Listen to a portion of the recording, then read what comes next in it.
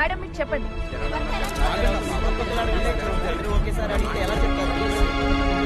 మా నాన్న మంచోడు కాదు. ఇలానే మా ఫ్రెండ్ వాళ్ళ నాన్నని కూడా చంపేశాడు. అప్పటి నుంచి ఆయనతో మాట్లాడట్లేదు.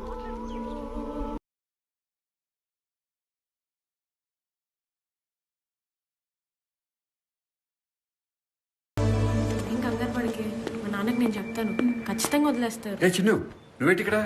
నాన్న తిన్న ఫ్రెండ్ వీళ్ళ నాన్నని అరెస్ట్ చేసావంట కదా. అంకుల్ చాలా మంచోరు నాన్న. అలాగే, సాయంకాలం పంపించేస్తాంలే, మీరు ఇంటికి వెళ్ళండి. వెళ్ళమ్మా.